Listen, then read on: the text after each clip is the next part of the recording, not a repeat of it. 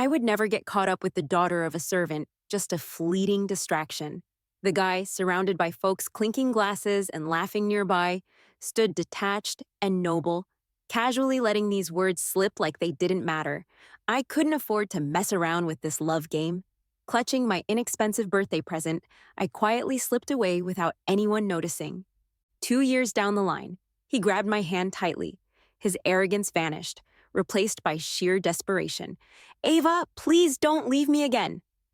This time, our supplier in Hong Kong was a branch of the Liang Enterprises.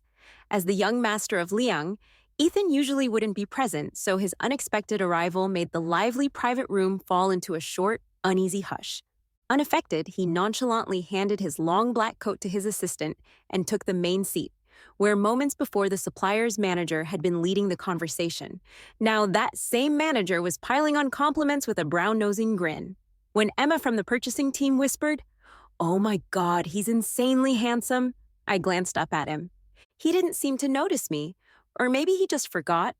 I looked away as if it didn't matter, though it felt like he was staring right at me. But when I looked back with a slight frown, he was calmly chatting with the purchasing manager, polite yet exuding a detached coolness. My phone kept buzzing in my pocket. It was Emma, raving about Ethan's looks in our department chat. Since Emma's fangirling was legendary, she could hype a 7 out of 10 guy to a 9.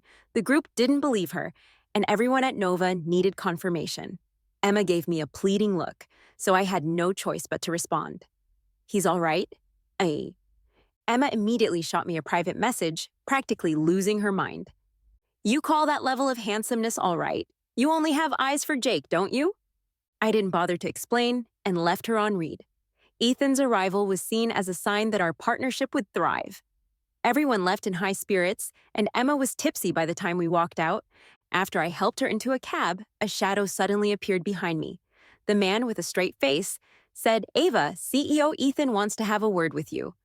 It was Ethan's assistant, as expressionless as a robot and equally intimidating. "I don't know your CEO, Ethan," I replied, turning to get into the cab. He placed a hand on the door and, lowering his head, sighed. "Ava, you know CEO Ethan's temper. If you don't come, he'll come to you himself." Not wanting this to drag on, I finally nodded. I woke Emma and told her I had a quick matter to handle, asking her to call me once she got back to the hotel. A black Mercedes waited in the far corner of the parking lot, with a tall figure leaning against the hood, a faint red glow between his fingers. He never used to smoke. I wasn't sure when he picked up the habit, but that had nothing to do with me. Under Leo, the assistant's expectant gaze, I took one step after another toward him. He looked up as I approached, snuffing out his cigarette with his fingers. Straightening up, he said without expression, "Don't you want to catch up with an old friend? Why the rush to leave?"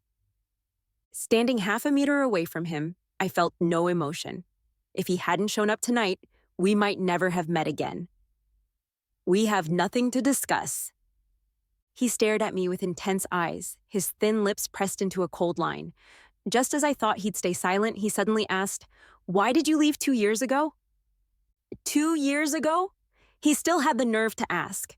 Remembering those dark days, my anger, worn down by 600 days and nights, flared up again.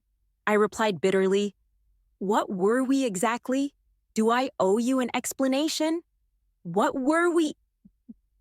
Ethan let out a sudden, icy laugh, striding up to stand right in front of me.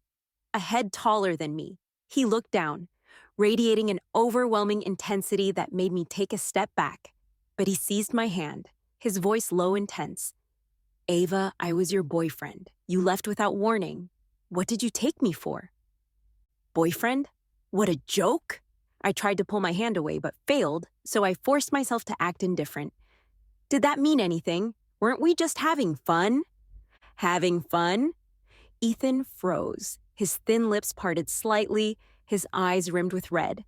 His pale skin made this change painfully obvious, and I was momentarily stunned. What was he playing at? Who knows why young Master Ethan has always enjoyed messing with me, the servant's daughter? But I didn't have the patience for this. Just as I was about to demand he let go, my phone rang. Thinking it was Emma calling to let me know she'd arrived safely, I glanced at the screen and saw the words CEO Jake flashing instead. A bit puzzled, Why was he calling this late? I looked back at Ethan. His gaze was fixed coldly on my phone screen. Who is it? He asked icily. Acting on a whim, I silently apologized to CEO Jake and flashed Ethan a sweet smile. My boyfriend. No sooner had the words left my mouth than he yanked me into the car. In the pitch-black darkness, Ethan leaned close, his voice low and soft. Ava, don't joke around. I'm your boyfriend. I came to the Harper family home when I was 7. My mother worked as a maid for the Harpers. After my father passed away, she brought me to Hong Kong. She couldn't bear to leave her well-paying job at the Harpers, nor could she trust leaving me with relatives. Caught between these choices, Ethan's grandmother heard about our situation and allowed my mother to bring me into the Harper household. So I ended up living with my mother at the Harpers' home. The first time I met Ethan was on a perfectly ordinary afternoon, my first week in the Harper household. My mom was dusting vases in the living room. I had just finished washing a cloth for her when I ran into Ethan, who had just returned from school. The proud young master eyed the newcomer to his territory with suspicion until his grandmother came downstairs and introduced me. The 6-year-old boy asked casually, "Why don't you go to school?" as if worried he might say. "If she doesn't have to go to school, then I won't either." Ethan's grandmother quickly added, "She'll start tomorrow." The next day, I was enrolled in the elite kindergarten with the young master. My mother repeatedly reminded me not to offend Ethan. The Harpers' 2 heads of the household were usually so busy with work that we rarely saw them all year. Ethan was doted on by his grandmother, treated as though he were fragile and precious. If I upset the young master, we'd both be thrown out of the Harper home. So I didn't dare speak to him, afraid that one wrong word might displease him. Once after school, he suddenly pulled me aside, looking puzzled. "Are you mute?" My grandmother had a fiery personality, and I picked up a bit of her spirit growing up with her. So I blurted out, "I'm your mom." Ethan stared at me wide-eyed and confused, his soft little face full of bewilderment. The words had barely left my mouth before I regretted them. I wished I could smack him into forgetting what I'd said. Was my mother about to lose her job? Would I be in big trouble? After a moment, he pouted and said, "No one's ever scolded me before." To my relief, I didn't end up in trouble, and my mother kept her job. Instead, Ethan started talking to me more. During recess, he'd hand me a chocolate bar, lifting his chin and saying arrogantly, "I couldn't finish this. Here, have some." I'd quickly take it. It was the best chocolate I'd ever tasted, melting in my mouth. Sweet, but not overly so. I almost wanted to swallow my tongue with it. "Is it good?" he asked. I nodded vigorously. Is it good?" he asked again. I nodded vigorously. He watched me, grinning and flashing a row of tiny white teeth, completely forgetting he'd only given it to me as leftovers. Excitedly, he said, "I'll get you more next time." And so, despite the massive social divide between us, we became good friends. Knowing Ethan for over a decade, I'd always thought he had a tough exterior but a soft heart. I never expected that the lips I'd once kissed and that had whispered the sweetest words to me could also say the most hurtful things. That was the darkest period of my life. By then, my mother no longer worked for the Harpers. She'd planned to use her savings to open a breakfast shop, but while looking at a potential location, she suddenly collapsed from a severe headache. At the hospital, they found something in her brain. To know exactly what it was, she'd need further tests.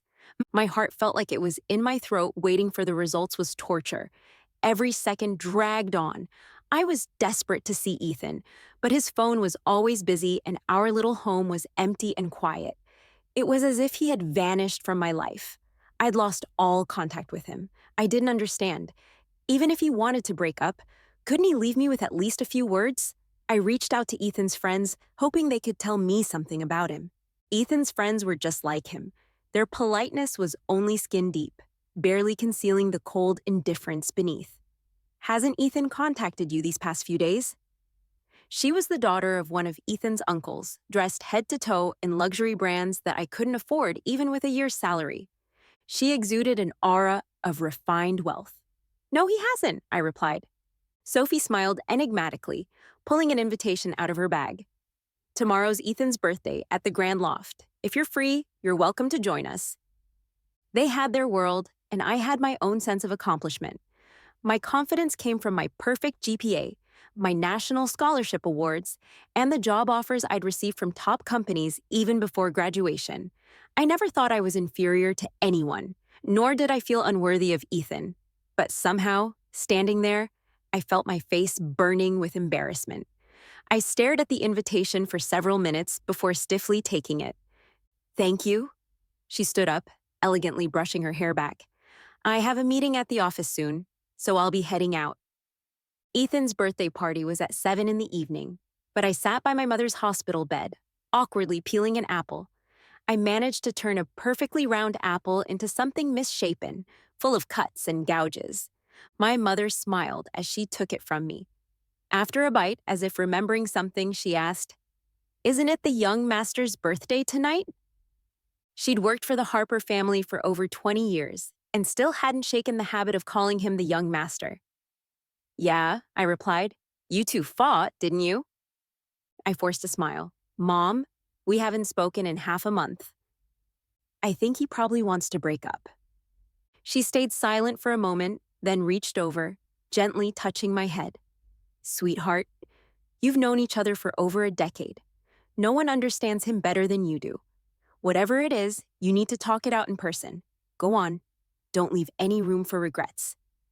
With a small push from her, my last bit of hesitation disappeared. I wasn't a timid person, so why was I so reluctant to face this? This wasn't like me. I could accept a breakup, but I couldn't accept an unclear ending. I went back to our little home and found the birthday gift I'd prepared long ago. A painting. In the painting was the scene of the day he confessed to me when we were both 18. The young master, blushing for the first time ever, had nervously held my hand. It was also the first time I'd drawn him. We'd learned to paint together. He'd wanted to do everything with me back then, so his grandmother had hired a teacher for both of us. I didn't have a talent for painting, and he'd always said my art was ugly, yet he kept every piece I'd ever given him. Once in middle school, I'd gifted a landscape drawing to my deskmate for their birthday, and Ethan had sulked for days until I took it back. Almost all of our memories were beautiful. I just never expected that this beauty would be ripped apart in the most painful way. In an outdated dress, holding a carefully wrapped but inexpensive gift, I stepped into a world where I didn't belong. Ethan stood at the center like a prince, surrounded by admirers, exuding elegance. He casually said, "How could I ever love a servant's daughter? It was just for fun." Sophie seemed to notice me. She glanced over with disdain before turning away, clinking glasses with Ethan. The crisp sound of glass meeting glass felt like a dagger to my heart, each laugh piercing me, and that once familiar face now appeared grotesque. I stumbled out, ripping the painting to shreds and tossing it in the trash. I also tore up every drawing he'd saved of mine. Then I received a call from the hospital and rushed over in disarray. No miracle happened for my mother. I faced the worst outcome. The thought of losing her felt like my world was shattering, but I couldn't afford to collapse. As long as there was a sliver of hope, I wouldn't give up. My mother gripped my hand, seeing through my calm facade to the turmoil underneath. As if she understood something, she whispered, "Ava, I want to go home." The home she meant was in Metro City. My throat tightened, and I swallowed the lump, squeezing her hand in return. "All right, Mom, let's go home." As I handled all the arrangements, Ethan's mother found me.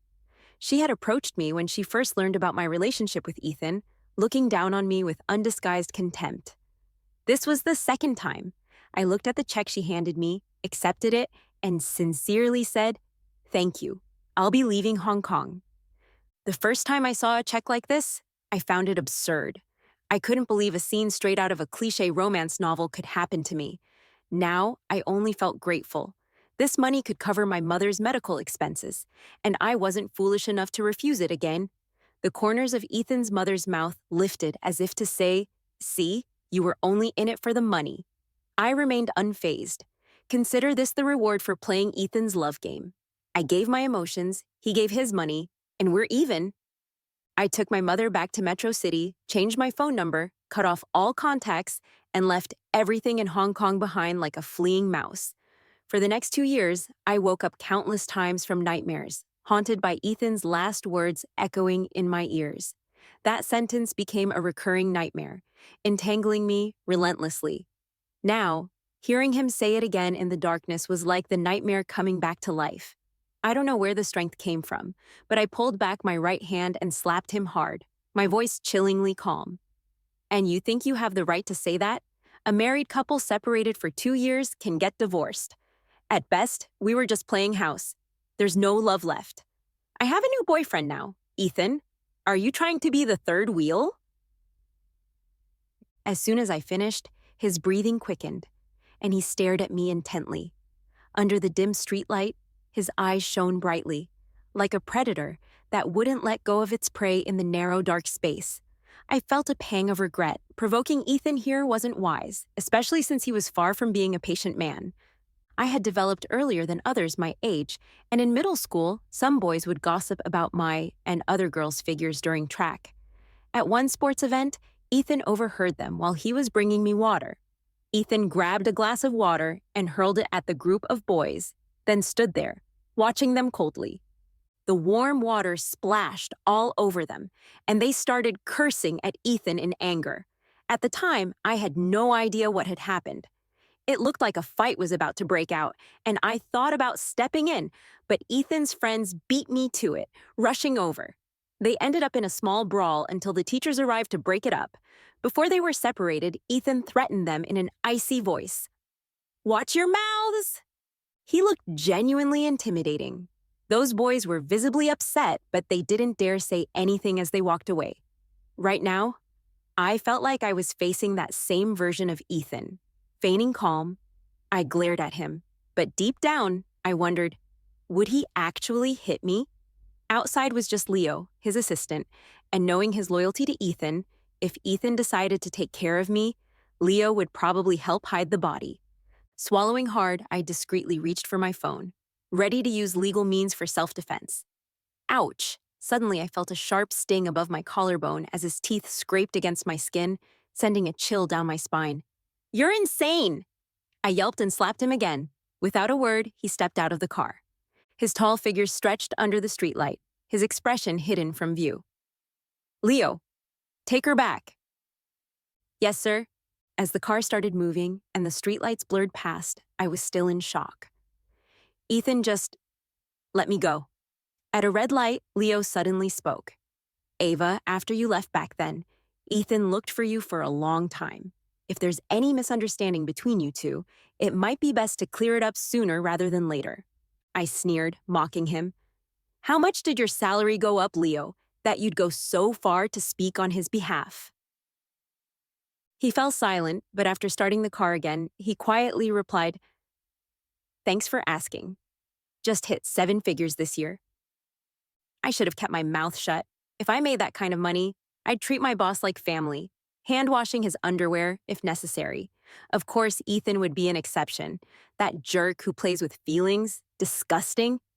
The moment I got out, I went straight into the hotel without looking back. This should be the last time I see Ethan. With his arrogance, he probably wouldn't want to see me again. But I was still uneasy. Emma hadn't texted to confirm she was safe, and she wasn't picking up my calls either. We shared a room, so when I went in, I found her sprawled at the foot of the bed, fast asleep, with her phone lying quietly on the floor. Emma didn't use a password, and as I picked up her phone, I saw it was on the dialing screen. She must have fallen asleep just as she was about to call me. I helped her into bed, and she mumbled, "Ava, you're back," before turning over and drifting off again. Our negotiations with the supplier went smoothly. Their initially indifferent attitude turned enthusiastic, and they arranged to show us the factory the next morning. This was a relief. It seemed Ethan hadn't sabotaged things behind the scenes. This supplier certainly lived up to its reputation as a sought-after partner in the industry. Every aspect of their production line met top-tier standards. I noted down all the details and, upon returning, compiled everything to report back to the company, which was very pleased with the results. Next came the pricing discussions, but the supplier kept stalling, saying they were still negotiating and asking us to wait. Since we couldn't afford to seem too eager, our manager simply gave us some time off to go explore. Being the shopping paradise it is, we'd arrived in Hong Kong with an endless list of requests from colleagues for purchases, so Emma dragged me straight to the biggest shopping mall.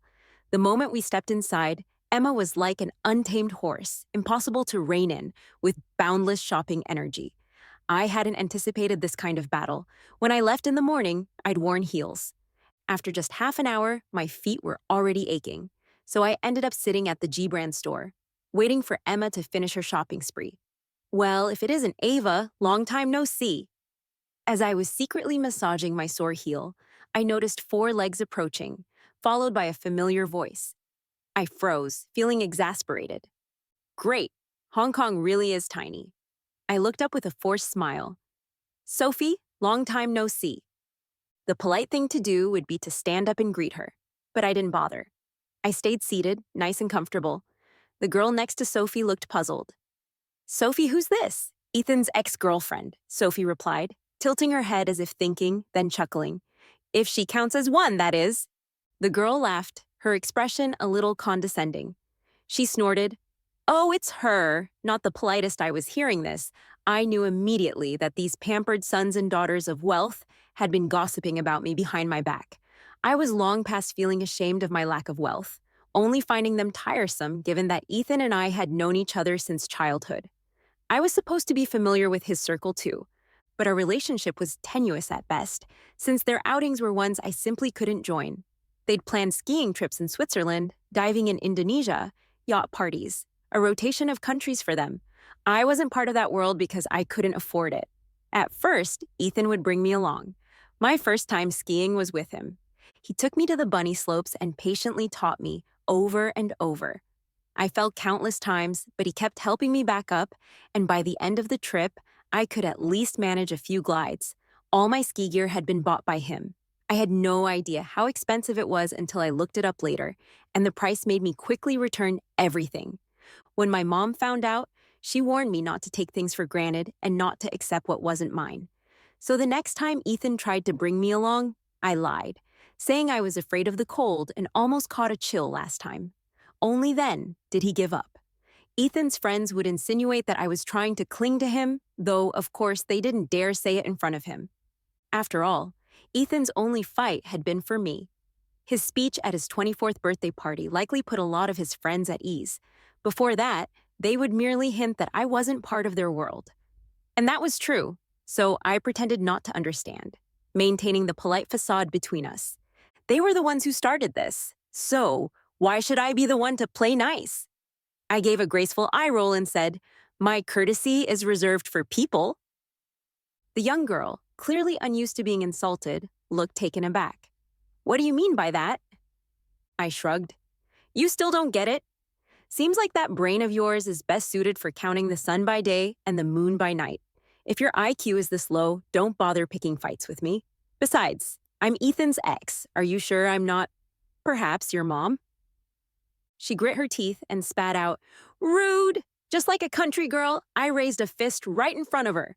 Not only rude, honey, I can get rowdy too. Keep trying to show off in front of me and I might just tear that little face of yours apart. The girl jumped back a few steps in fright, and Sophie looked at me in surprise, likely shocked that I could have a temper too. She opened her mouth, about to say something, when a voice cut through. What are you doing? I froze, silently cursing my luck. Ethan, why is he here?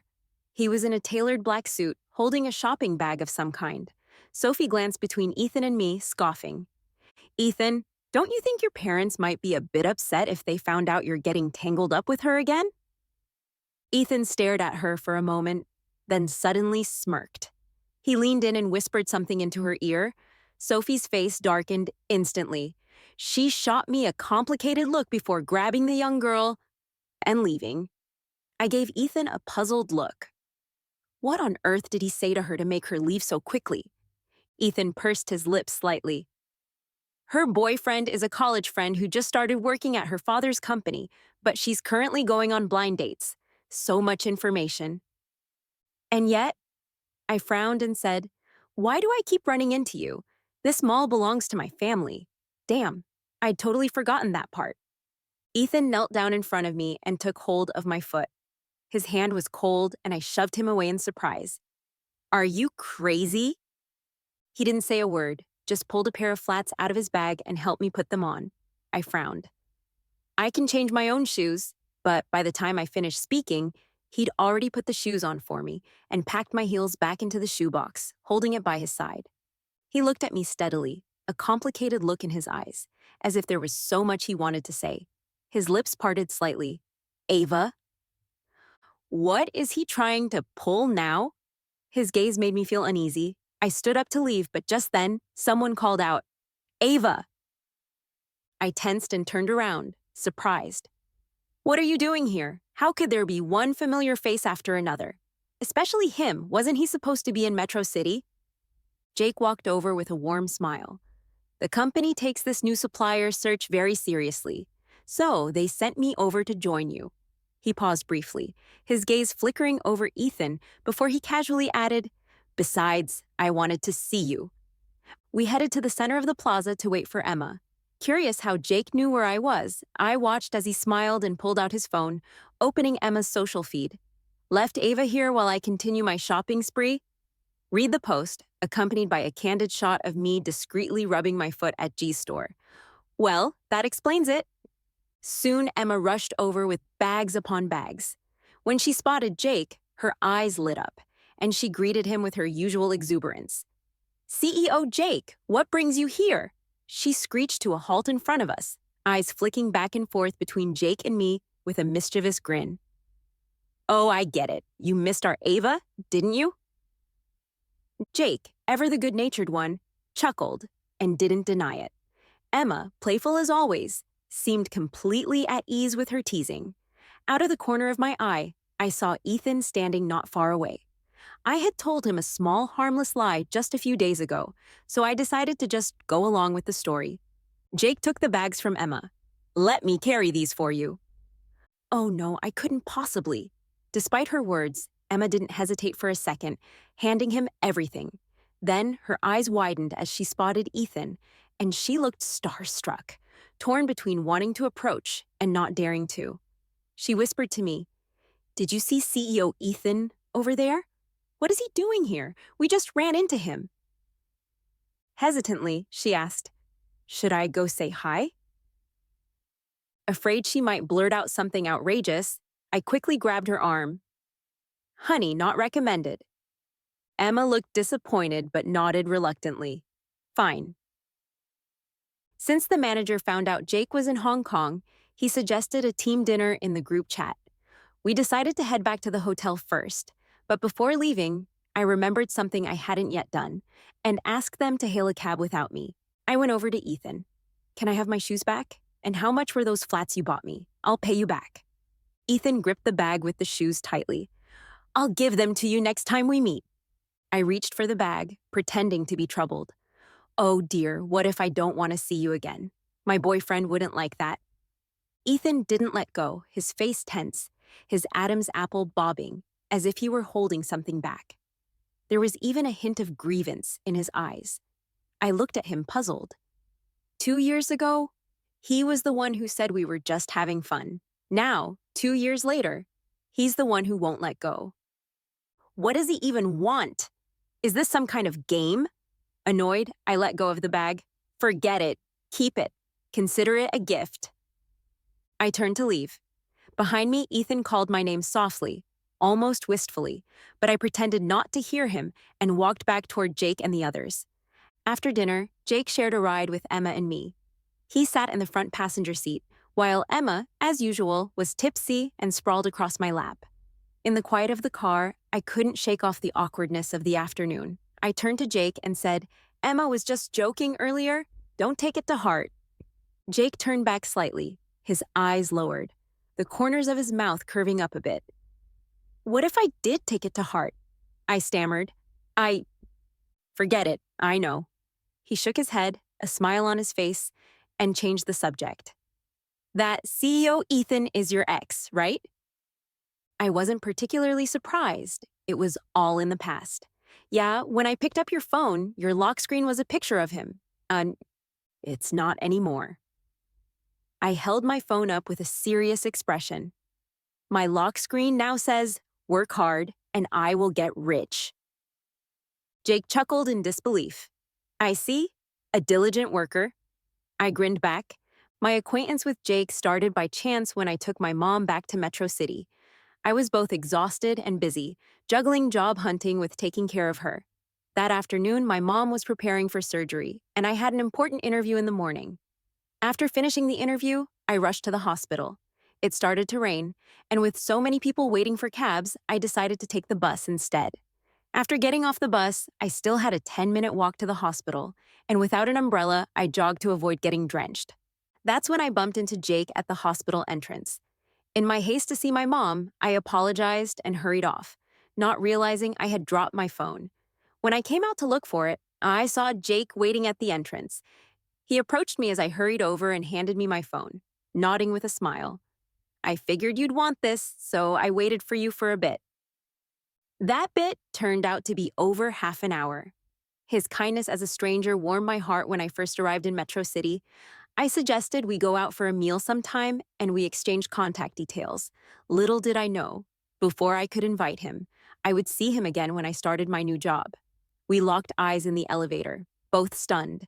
He broke the silence first, smiling. What a coincidence. We'll be colleagues now. If it's convenient, I'd like to treat you this afternoon. True to his name, Jake was warm and approachable, genuine in demeanor. He became both a mentor and a friend, and every step of my growth in Metro City was tied to him. I felt grateful for him and was clear that I didn't have romantic feelings for him, even though he never explicitly stated his interest. If I rejected him, it would seem overly presumptuous. The negotiations had stalled, the suppliers' responses were vague, and anyone could see something was off. Emma grumbled in frustration. Didn't they seem nice when they took us to see the factory a few days ago? What's with the sudden change? Are they just toying with us?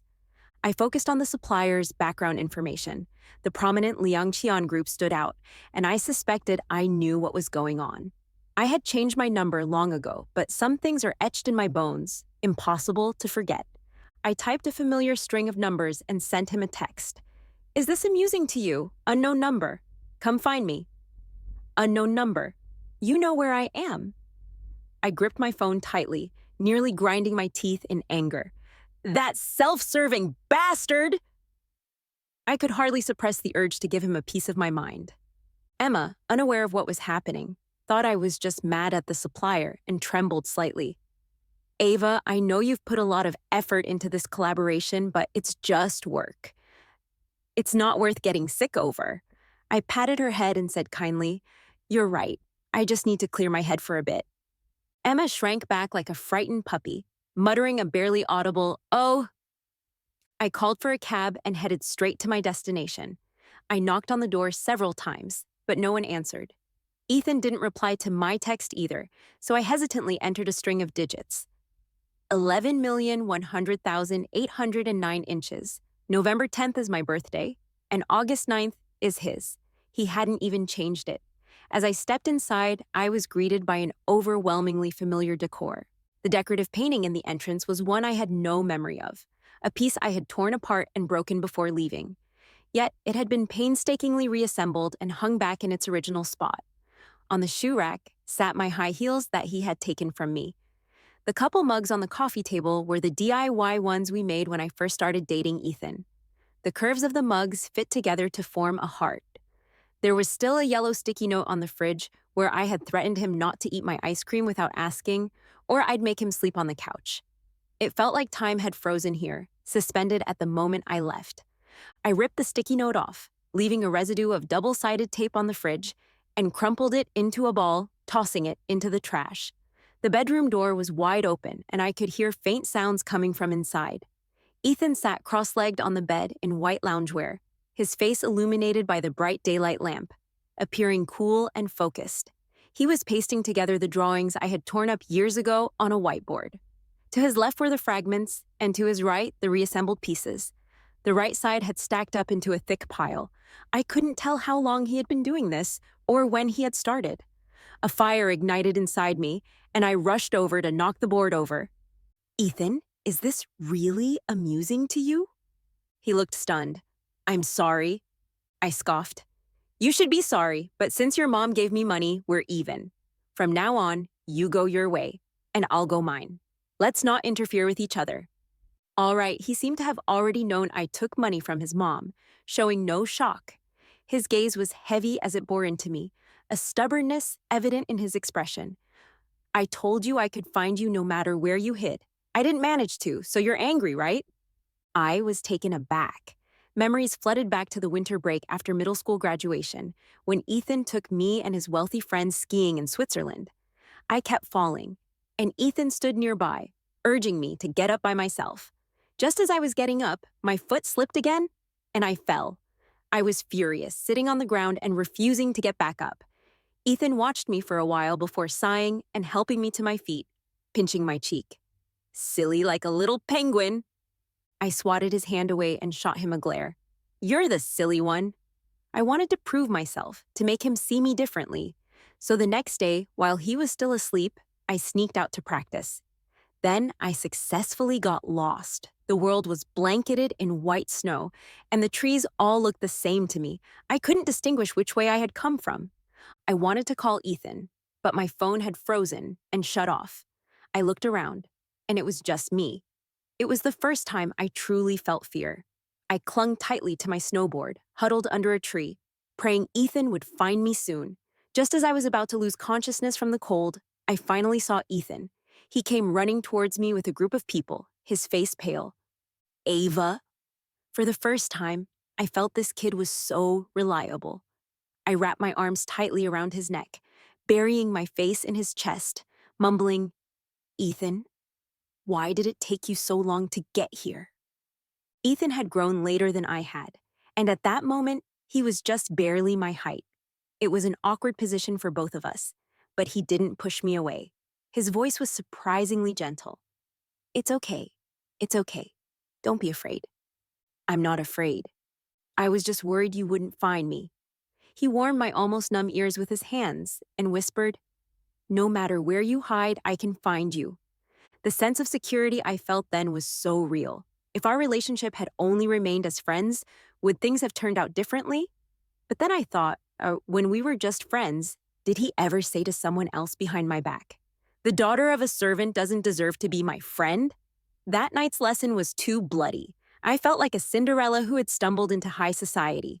The difference was, Cinderella had a royal background and a fairy godmother to help her. All I had was a gutsy spirit and a shaky sense of self-worth. When Ethan's mother first approached me, saying my existence would embarrass him, I felt mortified. But more than that, I was naive, believing love could overcome anything. Ethan's words acted like a rope named reality, dragging me out of the sea of ideals and stranding me on the shallow shores of reality. This late nostalgia and emotion was probably because I had lost someone who used to follow me around, and I wasn't used to it. I wondered if I could charm him back a little, but I didn't want to play along. I bent down to grab his collar, forcing him to look at me. It's all in the past. Why bring it up now? Did I leave too gracefully and make Ethan upset? Ethan grabbed my hand, his expression a bit fragile, lacking any trace of arrogance. Ava, don't leave me again. I reached to undo his buttons and smiled carelessly. How about we do what we didn't get to do before we broke up? But don't let my boyfriend know. If you're going to be the mistress, you have to act like one to be cherished. His eyelashes fluttered as if something inside him had shattered. He pushed me away, his voice trembling. Get lost. I quickly left, and before stepping out, I turned back and said, don't pull any childish tricks behind my back. It's immature and boring. With that, I didn't care what he thought and turned away. Once outside, I received a call from Jake. I told him I'd be back soon, and he didn't ask any more questions. That evening, the supplier quoted a price even lower than what we had anticipated. The boss couldn't stop grinning during the video conference. Originally, our company wasn't supposed to work with a supplier of that level. I had no idea what kind of luck the boss was having. Looking at his smiling face, something flashed through my mind quickly. I didn't catch it, letting it slip by, and turned to meet Jake's thoughtful gaze. Just a few days after returning to Metro City, I received several texts from an unknown number. Ethan had picked up that sticky note from the trash and stuck it back on the fridge. He even sent me a photo of the fridge door open, packed with ice cream, all my favorite strawberry flavor. Unknown number. I didn't cheat. I couldn't take it anymore, and impatiently replied, if you keep bothering me, I'll change my number. True to form, he didn't send any more messages after that. Ever since my mom had a close brush with death, 2 years ago, she had become increasingly sentimental. She was always worried that she might suddenly leave, leaving me all alone. So she started to pay more attention to my marriage prospects. During dinner, she served me some dishes and asked, Ava, are there any suitable boys at your company? I mentally groaned, Here we go again, and I fibbed. There are suitable girls. She fell silent, not expecting that. A few minutes later, it seemed like she made a decision and slowly said, Well, that could work. This time, I was the one left speechless. Wow, Mom, you're really open minded. Worried that she might take me seriously, I said, I was just joking. My mom immediately replied, So, there is a suitable boy? Is it that Jake from your company? My temples throbbed. Wow, she's a logic genius. Jake had visited when she was hospitalized for the first time, claiming it was to represent the company's care for its employees. So my mom had never forgotten him, saying he seemed like a reliable person. That was true, but I didn't feel any romantic spark with him. Mom, we're just friends. She sighed in disappointment and murmured, What if you were with that young master? I suddenly lost my appetite. I didn't tell her the real reason for my breakup with Ethan. I just said we weren't suited for each other. My mom had watched Ethan grow up at the Harper household for over 20 years. Plus, back then, Ethan really knew how to charm her with sweet talk, so she considered him half a son. In her eyes, nobody could compare to Ethan as the ideal son-in-law. Her tone became heavy. Sai, what if I'm gone and leave you all alone? I felt a lump in my throat. Mom, don't say that. You'll live a long life. Just after finishing dinner, I was about to clean up the dishes when ding ding rang. Resigned, I opened my computer. My mom poured me a cup of hot water and then headed to the kitchen. I was listening to the manager passionately talk about the department's future development plans when a loud thud came from the kitchen, making my heart jump. I quickly put down my computer and rushed to the kitchen. Mom? To avoid disturbing me, she had closed the kitchen door, but when I opened it, I found her collapsed on the floor, cradling her head. Mom? I hurriedly dialed emergency services. My mom was admitted to the hospital again. When she woke up, she smiled to reassure me. Once is a fluke, twice is familiar. We're not afraid. After the MRI results came back, the doctor told me my mom's relapse had turned malignant. Even if the surgery was successful, her expected survival time was only about 2 years. Before entering the hospital room, I wiped my tears dry and walked to her bedside, looking at her pale face and smiling just like the first time. You'll be fine after the surgery. My mom's surgery was scheduled for 6 o'clock. I squatted outside the operating room. Every doctor who came out making my nerves twitch. The hallway was a bit cold, and goosebumps rose under my thin sweater. I couldn't bear to leave, afraid that if I did, the doctors would come out. A coat wrapped in a mix of cool breeze and warmth was draped over my shoulders, startling me. I turned sharply to find a pair of slightly tired black eyes. What are you doing here? Ethan's voice was hoarse. I heard your mom was in the hospital. That I heard felt insightful, and everything clicked for me at once. But I didn't want to dwell on it, so I just pulled the coat tighter around myself. Thanks. I wasn't going to freeze just to maintain my pride. With my mom in this condition, who would take care of her if I got sick? At 10 o'clock, my mom was wheeled out. The surgery had gone very well, but she needed to be observed in the recovery room for a day. When I came back on the third day, my mom had already been transferred to a single patient room, and there was an additional caregiver in the room. She seemed very happy to see Ethan. The nurse didn't allow family members to stay long, so I had to leave with him after just a few words. Feeling grateful for his kindness, I didn't want to seem too cold. Aren't you going back to Hong Kong? He should have been quite busy. His phone kept ringing after he turned it on. He didn't seem to care at all and simply silenced it. Hearing my question, he lifted his eyelids, his eyes filled with deep emotions, though his voice was calm. I'm not at ease. I avoided his gaze. Not at ease about whom? Me, or was it my mom? I didn't ask. A couple of days later, my mom was able to sit up, and Ethan took the earliest flight back to Hong Kong that day. Once my mom could get out of bed, an old acquaintance from the Harper family came to visit. Ethan's grandmother had a warm temperament and was kind to the household staff. Otherwise, she wouldn't have allowed my mom to bring me into the Harper family. Both my mom and I held her in high regard. The elderly lady tightly grasped my mom's hand, her tone filled with emotion. After all these years, how have you lost so much weight? My mom's eyes brimmed with tears. You look younger than ever, ma'am. While my mom took a nap, the old lady pulled me aside to talk. I saw Ethan had been here for a few days this week, and when I asked, I found out your mother was sick. Poor child, if you need any help, please don't hesitate to ask. Ethan's parents are stuck in their old ways, all about social status and matching families. I'm not an old fossil. I consider you my granddaughter-in-law.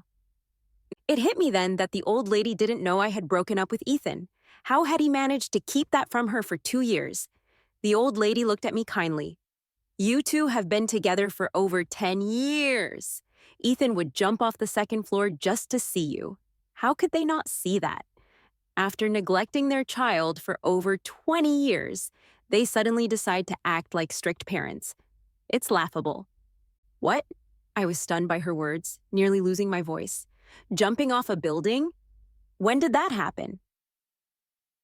My mom recovered well after surgery and was discharged 2 weeks later. On the day of her discharge, Ethan came again, naturally taking over my mom's luggage. As we entered the community, one of my mom's friends came over to greet her. You're out. Let's go dance in the square soon. Is this your son-in-law? He's so handsome. My mom smiled broadly, not denying it, clearly enjoying the moment. Ethan wore a smile too, appearing gentle and polite, which pleased my mom's friends even more. Once we were inside, Ethan paused for a moment. The warm gentleness in his eyes faded, replaced by a sharp brightness as he scanned the room, as if trying to memorize every detail. After my mom went into rest, I hesitated and sat down beside him. Does your leg still hurt? He froze for a second, then looked at me intently, his lips parting slightly. It hasn't hurt for a long time. I felt a lump in my throat, and once again, I was overwhelmed with a sense of heartache for him, the pain he must have endured when he jumped from the second floor and walked out with a fractured leg. How excruciating must that have been? I had learned from the old lady that during the month I couldn't reach Ethan, his parents had kept him under house arrest. At that time, they wanted Ethan to marry the daughter of a business partner, but he refused, insisting he already had a girlfriend. That's when his parents found out about me. They were humiliated, believing that the daughter of a servant would bring shame to them and the Harper family. They confined Ethan, severing his contact with the outside world, hoping to force him into submission. They even found a way to get me to take the money and break up with Ethan, but I refused, and Ethan wouldn't budge either. His parents actually kept him locked up for a week until he opened a window and jumped from the second floor into the backyard. After the fall, he fractured his right leg and was hospitalized for 10 days. At that time, the old lady was abroad in a nursing home due to health issues, and when she returned and learned of this incident, she was furious. Only then did Ethan's parents relent. That year, he came to me without hesitation. In this moment, I felt a surge of impulse to unearth the rotten wounds and let them be exposed to the sunlight. I heard the choke and timidness in my voice. I went to your birthday party, and I heard everything you said. I didn't know you'd come. The person I least wanted to hurt was you, Ethan replied. In his eyes, there was regret and heartache. He said, at that time, I wasn't strong enough to protect you. If I showed that I cared about you, they would continue to restrict my movements. By the time I went to find you, you were already gone. For the past 2 years, I've been trying to get stronger. Now I can protect you, so I came to find you. Oh, everything before me blurred, and my throat felt itchy, as if something was trying to break free. A sob. If I had been a bit braver back then and walked up to him to ask for clarification, maybe those 2 years of separation wouldn't have happened. But fortunately, I had also grown, and I had the courage to ask again. Ava. He wanted to hug me but hesitated for some reason, just looking at me with such pain in his eyes. I had no reservations and threw myself into his arms, sobbing. I don't have a boyfriend. You're not the other man. His voice was as gentle as his actions. You're not the other man. I knew. The moment I saw you again, I knew. Then why were you angry? Ethan's tone was particularly aggrieved. Because you kept saying he was your boyfriend. He's not. I'm the one who is. I couldn't help but laugh through my tears. Jealous king. My mom was dancing in the square with a newly met old gentleman, her movements crisp and lively, radiating charm, captivating the attention of numerous old men. She hardly resembled a patient. She once told me that life is short, and whether happy or unhappy, every day should be treated like the last, live to the fullest. After finishing one song, my mom switched partners again. This one was quite a bit more handsome than the last, wearing a black trench coat, his hair silvered and slicked back neatly, like a polite gentleman. For some reason, I thought of Ethan. I wondered what he was doing. Do you want some ice cream? A voice interrupted my thoughts, and I turned to see a young man sitting beside me, holding a strawberry ice cream cone out to me. Yes, I took it, biting into the icy treat, the sweet and sour flavors bursting in my mouth. Ethan wore a smile at the corners of his lips, his handsome face glowing softly under the streetlights, his lips red and teeth white, looking incredibly tempting as I watched my heart race faster and faster. I leaned in and whispered, "Did you let me have a try?" "Okay, go ahead," he said. He held my chin gently, and I felt no shyness. Instead, I took the lead. My young master is so good, he really hadn't taken a bite.